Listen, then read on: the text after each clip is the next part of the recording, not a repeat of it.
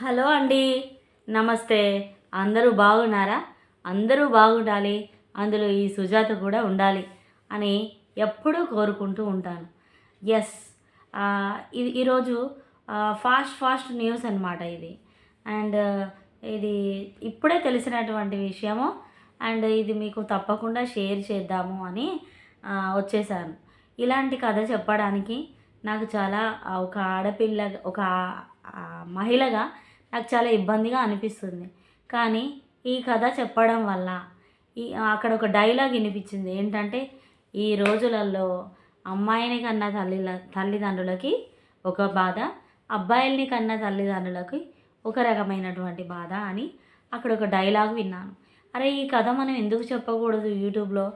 చెప్తే కొంతమందికైనా ఓ గుణపాఠం అవుతుంది, ఒక హెచ్చరిక అవుతుంది అని చెప్పేసి అనిపించింది. వెంటనే ఇలాంటివి షేర్ చేసేయాలి అని వచ్చేసాను. ఓకేనా? నా వాయిస్ వినిపిస్తుందా అండి? ప్లీజ్ ఈ కథ మీకు చెప్పబోయే ముందు, ఎస్, ఇది నిజ జీవితంలో జరిగినటువంటి కథ. ఈ కథ వినబోయే ముందు ప్లీజ్ అండి, ఖచ్చితంగా ఒక లైక్ చేయండి ఫ్రెండ్స్. ఒక లైక్ చేయడం వల్ల మనకు ఒరిగిపోయేటువంటిది ఏమీ లేదు. అండ్ ఈ కథ మొత్తం విన్న తర్వాత మీ ఫీలింగ్ని షేర్ చేయండి ప్లీజ్. మన వీడియోస్ చాలామంది చూస్తున్నారు, కానీ ఎవ్వరూ లైక్ చేయడం లేదు, కమెంట్ చేయడం లేదు.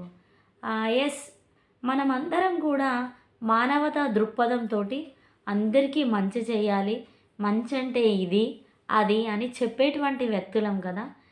ఎస్, ఈ సుజాతకి మీరు ఒక లైక్ చేసి కమెంట్ చేసి కొత్త వాళ్ళైతే సబ్స్క్రైబ్ చేయడం వల్ల మీరు మంచి చేసినట్లే. సమాజానికి నాకేం తెలుసు అది నేను షేర్ చేయాలనుకుంటున్నాను. అప్పుడప్పుడు మరి సమాజానికి షేర్ చేయాలి నాకు తెలిసింది అని నువ్వు అనుకుంటే, మరి అప్పుడప్పుడు ఎంటర్టైన్మెంట్ ఎందుకు పెడుతున్నావు అంటే, ఎస్, ఎంటర్టైన్మెంట్ ఎవరికి వద్దు, నాకు కావాలి, అందరికీ కావాలి. ఎప్పుడు కూడా ఒకటే మాటల ధోరణి చెప్తే ఎవరు వింటారండి? అందుకని అప్పుడప్పుడు చిన్న ట్విస్ట్లు ఇవ్వాల్సిందే. ఓకేనా? Yes, devotional, motivational, cooking, teaching అన్నీ ఉంటాయి మన ఛానల్లో. ప్లీజ్ అండి, ఒక్క లైక్ చేయండి, కథ మొత్తం విన్నాక కమెంట్ చేయండి. ఏంటంటే, మీరు తమ్నెయిల్లో చూసే ఉంటారు. ఏం చూశారు తమ్నెయిల్లో? 3 నెలలు నిండి ఇంకా 3 రోజులైతే 3 నెలలు నిండి 4వ నెల పడుతుంది ఆ అమ్మాయికి అన్నప్పుడు ఆమె అది ఆటోమేటిక్గా ఇంట్లో తల్లికి తెలిసిపోయిద్ది కదండి. ఒక 2 మంత్స్ ఏదో ఉన్నాను, పీరియడ్స్ ఉన్నాను, అయిపోయింది అని కవర్ చేసింది. 3rd మంత్ అప్పుడు ఏం దాచినా ప్రెగ్నెన్సీ దాగదు కదా, లోపల ఉన్న బిడ్డ దాగదు కదా, కొంచెం కొంచెం పెరుగుతూ వస్తూ ఉంటారు కదా. ఏంటి ఏదో మార్పు కనిపిస్తుంది, డౌట్ ఉండింది తల్లికి. కానీ ఎప్పుడూ కూడా కూతుర్ని అలా మనము మన భారతీయ సాంప్రదాయంలో కూతుర్ని మహాలక్ష్మీదేవిలాగా భావిస్తాం. తనల్ని ఏడిపించొద్దు అని అల్లారు ముద్దుగా పెంచుకుంటాం. ఎస్, అలాగనే ఆ అమ్మ అడగకూడదు, అట్లా మాట్లాడకూడదు అని అడగలేకపోయిందనమాట. 3వ నెల ఇంకో 3 రోజులైతే నిండి 4వ నెల పడుతుంది అన్నప్పుడు మనకి ఎలా తెలిసింది అంటే, ఓవర్గా వామిటింగ్స్ ఉన్నాయన్నమాట. ఆమె అంతలా వామిటింగ్స్ చేసుకుంటే హాస్పిటల్కి తీసుకెళ్ళింది వాళ్ళ అమ్మ. తీసుకువెళ్తే హాస్పిటల్లో డాక్టర్ చెక్ చేసి, మీ అమ్మాయికి ఇంకొక 3 డేస్ అయితే 3 మంత్స్ కంప్లీట్ చేసుకొని 4th మంత్లోకి వెళ్ళబోతుంది, మీ అమ్మాయి గర్భవతి అని తెలిస్తే బాబా బాబా బాబా ఎంతో సాంప్రదాయాలకు పుట్టిన ఇల్లు అనమాట వాళ్ళ ఇల్లు. వాళ్ళ ఇంట్లో ఇంతవరకు కూడా ప్రేమ వ్యవహారం, ఎప్పుడు కూడా పెద్దలు కుదిర్చినటువంటి పెళ్ళిళ్ళు చేసుకున్నటువంటి ఆ ఫ్యామిలీ అనమాట. ఈ అమ్మాయి ఇలా చేయడం వాళ్ళు డైజెషన్ చేసుకోలేకపోయిందనమాట. ఏం ఆలోచిద్దామంటే, అసలు ఎవరు దీనికి కారణం ఎవరు అంటే, ఆల్రెడీ ఇంకొక బ్లాస్ట్ అయ్యేటువంటిది ఏంటంటే, అసలు ఈ అమ్మాయి 3 times ప్రెగ్నెన్సీ వాళ్ళ అమ్మా నాన్నకి తెలియకుండానే ఆ ప్రెగ్నెన్సీని తన కడుపులోనే బిడ్డని కడుపులోనే చంపేసింది. ఎవరు దీనికి కారణం? అమ్మ. ఇంకొక ట్విస్ట్ ఏమైనా వినాల్సి వస్తుందా? కొంపదీసి ఈ ముగ్గురు 3 ప్రెగ్నెన్సీలు పోయినాయి, ఇది 4వ ప్రెగ్నెంట్. వీళ్ళందరికీ కారణం ఒకరేనా, ఇంకేమన్నానా అని ఆ తల్లిదండ్రులు చాలా భయపడ్డారనమాట. భయపడి పాపం ఎవరితోనో అడిగిచ్చారు ఏంటో కానీ ఆ కుటుంబంలో వాళ్ళకి తెలిసిపోయింది. ఆ వ్యక్తి ఎవరో, ఇప్పుడు ప్రజెంట్ కడుపులో ఉన్న బిడ్డకి తండ్రి ఎవరో తెలిసిపోయింది. పట్టుకొచ్చారు. పట్టుకొచ్చిన తర్వాత 3 టైమ్స్ ప్రెగ్నెన్సీ వచ్చింది. ఆ 3 టైమ్స్ ప్రెగ్నెన్సీ మాకు తెలియకుండానే కడుపులో కిల్ చేశారు. మరి అట్లాంటిది 4th టైం ప్రెగ్నెన్సీ కూడా కిల్ చేయాలనుకున్నారా? అసలు ఏమైంది అని అడిగితే, ఒకవేళ వాడి కారణం కాదనుకోండి ఆ 3 టైమ్స్ ప్రెగ్నెన్సీకి కూడా, వాడు అమ్మాయిని ఎట్టి పరిస్థితులలో పెళ్లి చేసుకోడు. కానీ వీళ్ళు అడగడం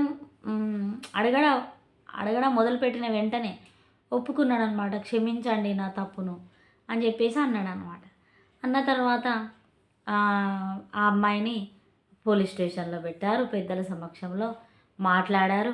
అంతా మొత్తం మీద కలిసి డూడు కికి కికి అని ఒక 2 రోజులలోనే పెళ్ళి అయిపోయిందనమాట.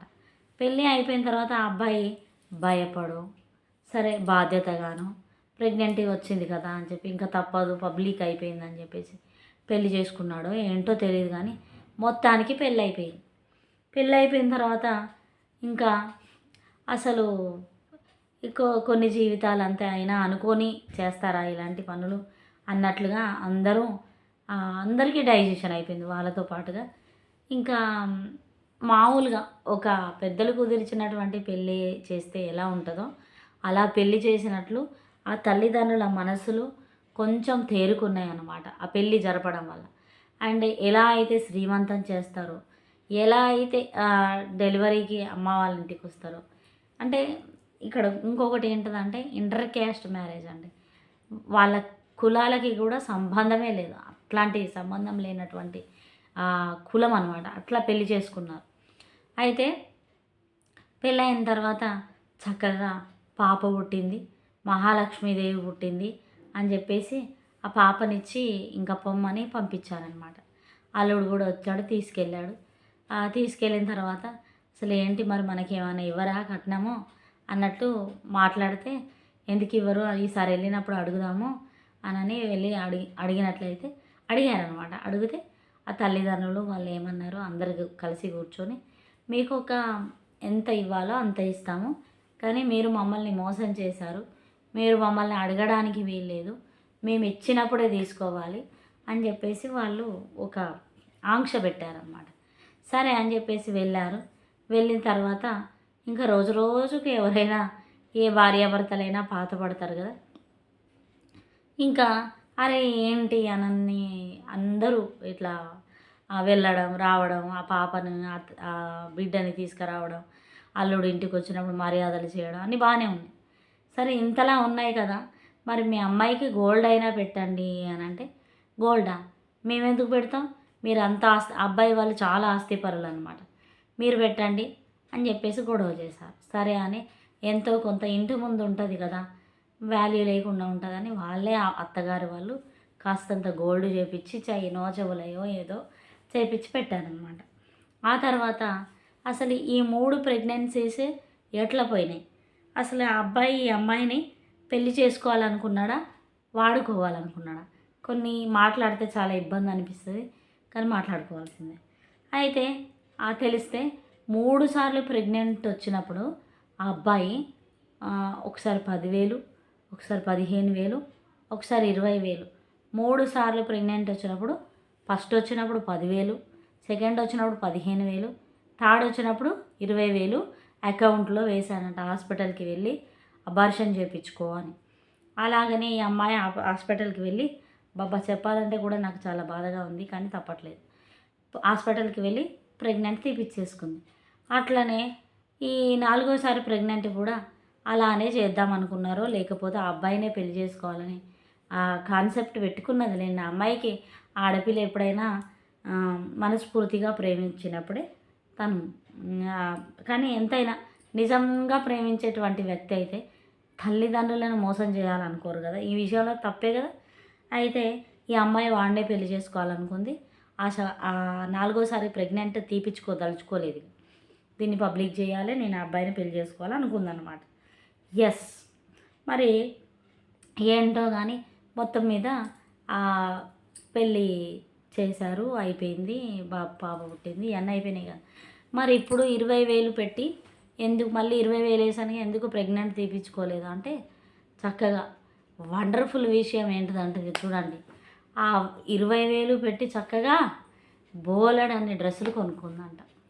ఎస్, అంటే కడుపు తీపించుకోవాలని లేదు. మరి ఇవన్నీ బట్టలు ఎక్కడి నుంచి వస్తున్నాయి? తల్లి కానీ తండ్రి కానీ అడగాలి కదా, అడగలేకపోయి అంటే పట్టించుకోకపోవడం. ఈ రోజులలో తల్లిదండ్రులు కూడా వాళ్ళ పిల్లలకి ఫోన్లు ఇవ్వడం, వాళ్ళని పట్టించుకోకపోవడం అంతే. అవును, వాళ్ళు ఏ ఫ్రెండ్తో మాట్లాడుతున్నారు, ఏం మాట్లాడుతున్నారు, ఏమో పట్టించుకోకపోవడం. ఎక్కడి ఈ డ్రెస్సులు అంటే నా ఫ్రెండ్ది నేను వేసుకున్నా, నాది నా ఫ్రెండ్ వేసుకుంది, ఇట్లా కథలు అల్లడం. ఇవన్నీ నమ్మడానికి కొన్ని హద్దు పద్దు ఉంటుంది తల్లిదండ్రులకు కూడా.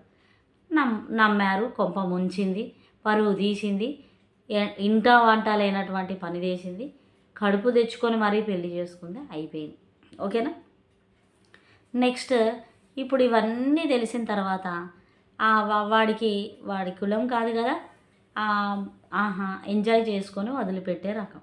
అవును కదా, 10,000 ఒకసారి, 15,000 ఒకసారి, 20,000 ఒకసారి వేసాడు, వదిలించుకున్నాడు. ఈసారి కూడా డబ్బులు వేస్తే అదే ఆ అమ్మాయే అబార్షన్ చేయించుకోలేదని మనకు తెలుస్తుందిగా. అలాగనే ఏమైంది, చక్కగా నన్ను కావాలని చీట్ చేశారు అందరూ. కొంచెం ఆ అబ్బాయి చాలా చాలా అందంగా ఉంటాడనమాట అబ్బాయి. ఈ అమ్మాయి కొంచెం చామన్ ఛాయి రంగు, పొట్టిగా ఉంటుందన్నమాట చూడడానికి. ఆ అబ్బాయి ఆజానుబాహుడైతే ఈ అమ్మాయి చాలా పొట్టిగా ఉంటుందన్నమాట. మ్యాచ్ అవ్వలేదు. మరి ఎందుకు కుదిరింది కానీ టైంపాస్ అన్నట్టు అనుకున్నాడు వాడు కూడా. అయితే ఈ గాడిద ఏం చేసింది, మొత్తమే వాడి లైఫ్లో చొరబడింది కదా. అది ఆ పగ అన్నది ఆ పెళ్ళి అయిన తర్వాత కొన్ని రోజులకి, అరే పోయి ఆమెను చేసుకున్నవేరా, పోయి అలా ఉందారా నీ పిల్లం, మాట్లాడతారు కదా, ఎంత కొంప ముంచిందిరా, ఘోరంగా ఎజ్జి నేను బిస్కెట్ చేసిందిరా, ఇట్లా ఎగతాళి చేస్తారు కదా జనాలు. అలా ఎగతాళి చేశారు వాళ్ళు. ఎగతాళి చేయడం వల్ల ఈ భార్య మీద విసుగొచ్చింది వాడికి. విసుగొచ్చి ఇంకా పెడుతున్నాడు కదా టార్చరు. అయ్యా బాబోయ్, మీ ఇంటికి వెళ్ళు, ఏదైనా రాపించుకోనరా, నాకు 20 లక్షల కట్నం కావాలి, మీ అమ్మతో మాట్లాడొద్దు, మీ నాన్నని మన ఇంటికి పిలవద్దు, మీ అన్నయ్యని రానియొద్దు, మీ అక్క చెల్లెళ్ళతో ఫోన్ కాంటాక్ట్ ఉండొద్దు, ఇవన్నీ టార్చర్ పెడతాడు దాన్ని. అట్లనే అంటండి, ఎందుకండి మరి అది సుఖంగా బతకట్లేదు, వాళ్ళ అమ్మా నాన్న పరువు తీసింది. మీకు ఒకటి తెలుసా, నిజంగా అమ్మా నాన్నల్ని ఏడిపించిన వాళ్ళు బాగుపడినట్లు చరిత్రలో ఎక్కడా లేదు. అందుకే మనకేం కావాలో మనల్ని అన్నప్పుడు మన అమ్మా నాన్నలకి తెలియదా? ఆగండి, కొంప మునిగేదేముంది, ఏదైనా చెప్తే సిగ్గుచేటు. కానీ అన్నీ చాలా అద్భుతమైనటువంటి కార్యాలు తెలుసా మన తెలుగు సాంప్రదాయంలో. చిచి, తల్లిదండ్రులకి తెలియకుండా ఎక్కడికి వెళ్ళి కడుపు తెచ్చుకున్నావు చెప్పు, ఎంత డట్టిగా ఉంది వినడానికి. అట్లా అనమాట. అందుకే అది ఇది అనక ఏమంటారు, ఇలానే అంటారు. అయితే చక్కగా ఇలా జరిగిపోయింది. ఇప్పుడైతే ఎన్ని టార్చర్ తెలుసా. పొద్దున్నే తల్లి తండ్రి వాళ్ళ అత్త మామ, వాళ్ళ భర్త, వాళ్ళ ఆడపడుచు పొద్దున్నే లేవాలి, తెల్లారేసరికి పనులు తీరాలి, అండ్ ఏం చెప్పినా వినాలి, ఎదురు జవాబు చెప్పొద్దు, అమ్మా నాన్న దగ్గరికి వెళ్ళొద్దు. ఎస్, అవును, నేను ఇట్లనే చేస్తా, నచ్చితే ఉండు, లేకపోతే పోతే ఎన్ని రోజులు పోతావు కదా, పరువు పోతుంది కదా. మంచిగా అయిందా తల్లిదండ్రులను మోసం చేసినందుకు అంటారు, పరువు పోతుంది కదా. అబ్బా, దానికి కష్టాలైతే రామా అసలు మాటల్లో చెప్పలేమన్నమాట. అంటే నేను ఇలా చెప్పడాన్ని బట్టి చూస్తే మీకు హ్యాపీగా ఉందా అది కష్టపడుతుంది? అని అనుకోవచ్చు. మరి ఎంత దరిద్ర పనులండి. ఏ చెట్ల చాటుకి పోతారు, ఏ పుట్టల చాటుకి పోతారు, ఎక్కడ చేస్తారు? అంత ఈజీగా వస్తుందా ప్రెగ్నెంట్ అంటే? కాదు కదా. అలాంటి పనులు చేసే ముందు సిగ్గు శరం ఉండాలి కదా. చదువుకోండమ్మా అని స్కూల్కి పంపిస్తే లవ్వులు ఎఫ్ఐఆర్లు, వాడికెళ్ళి ఇది చూడడం, దీనికెళ్ళి వాడు చూడడం, ఏం పనులు? చక్కగా ముద్దుగా కొంతమంది ఉంటారమ్మా. బా, ఆ తల్లిదండ్రులకి చేతులెత్తి దండం పెట్టాలి. ఎలా పెంచుతున్నారో నిజంగా పిల్లల్ని. చాలా ఈ రోజులలో కూడా ఇంత గొప్ప మనసులు ఉన్నారా అని అనిపిస్తుంది అనమాట. అంత గొప్ప పిల్లలు అనమాట, అంత గొప్ప తల్లిదండ్రులు అనమాట. ఇంకా కొంతమంది ఉంటారు అమ్మ నాన్న దగ్గర యాక్టింగ్, ఓవర్ యాక్టింగ్. ఎట్లా తెలుసా? నోట్లో ఏలు వేసుకుంటే అసలు కొరకడం, నోట్లో ఏలు పెట్టినా కొరకదేమో అన్నంత యాక్టింగ్. కానీ వాళ్ళు వాళ్ళ వేషాలు, వాళ్ళ లవ్వులు, వాళ్ళ ఎఫేర్లు, వాళ్ళ కథలు కహానీలు, అయ్యా బాబోయ్ భరించలేము. బిడ్డలని చాలా జాగ్రత్తగా పెంచండి, ఫ్రీడమ్ ఇవ్వండి, కానీ ఓ కన్నేసి ఉంచండి. టార్చర్ పెట్టకండి, ఎవరితో మాట్లాడదే అని అనకండి, అవసరం లేదు. బెదిరించాలి, ప్రేమించాలి, హద్దులు పెట్టాలి. ఒకసారి వాళ్ళు ఎలాంటప్పుడు హద్దులు దాటుతున్నారో గమనించాలి. అదే తల్లిదండ్రుల యొక్క పని, బాధ్యత. అర్థమైందా? ఈ పిల్లలు ఈ కథ కూడా ఎందుకు చెప్పాను అంటే, చూడండి ఎంత పని చేసింది. ఇప్పుడు ఏమైనా హ్యాపీగా ఉందా? అస్సలు లేదు. వాళ్ళు వచ్చి ఇప్పుడు ఇంట్లో అమ్మ వాళ్ళ ఇంట్లో చెప్తే తీసుకొచ్చి కొడతారో తిడతారో ఏం చేస్తారో. తిడితే ఇప్పుడు ఎటు తిరగబడుతుందో. 3-4 ప్రెగ్నెంట్లు నా వల్లనే అయినాయి అని గ్యారంటీ ఏంటి అని అంటాడు. ఏదో ఇక కొన్ని మొత్తం మీదనైతే లైఫ్ మొత్తం బెండ్ అయిపోయింది ఆమె చేసినటువంటి తప్పులకే. అవును, నేనే మందు తాగి చచ్చిపోతా, నేనే పాయిజన్ తీసుకుంటా, అసలు నేను కారణం కానే కాదు, ఏదో లాస్ట్ ప్రెగ్నెంటీకి నేను కారణం, ఆమెకి ఇదివరకు ప్రెగ్నెన్సీస్ పోయినాయి, దానికి నేను కారణం కాదు, కానీ నాకు అంటగట్టారు. ఈ బ్యాడ్ లేడీని పెళ్లి చేసుకొని నేను ఎంత సఫర్ అవుతున్నా, నేను ఈ లెటర్ అంతా రాసి నేను పాయిజన్ తీసుకుంటా, నేను చచ్చిపోతాను. ఎంత టార్చర్ తెలుసా అది అసలు. ఎంత అల్లారు ముద్దుగా పెంచినటువంటి పెరిగినటువంటి ఆ అమ్మాయి జీవితం వేస్ట్, ఎందుకు పనికిరానటువంటి జీవితం అయిపోయింది. కోటీశ్వరులు వాళ్ళ ఇంటికి కోడలైంది, దేనికి లాభం? నిజంగా ఇంకొక మాట చెప్పనా, కొరివితో తలగోక్కున్నాను అని ఏడుస్తుందంట. అంటే కొరివి అంటే పొయ్యిలో ఉండే కర్ర ఉంటుంది, తలకాయ గోకుడు పెడితే ఆ పొయ్యిలో కాలేటువంటి కర్ర తీసి గోక్కున్నాను. నా తిక్క నాకే తిరిగింది, ఎందుకు పెళ్ళి చేసుకున్నానా అని ఏడుస్తుంటే వినడానికి ఇబ్బందిగా ఉంది. ఇలాంటి మాటలు ఖచ్చితంగా నేను యూట్యూబ్లో చెప్పాలి, అందరూ విని ఖచ్చితంగా వాళ్ళు మనసున్నటువంటి వాళ్ళైతే లైక్ చేస్తారు, కామెంట్ చేస్తారు, అండ్ ఈ కథ ఇంకొంతమందికి చెప్తారు, తెలియాలి అనే ఉద్దేశంతో చెప్పాను. Thank you.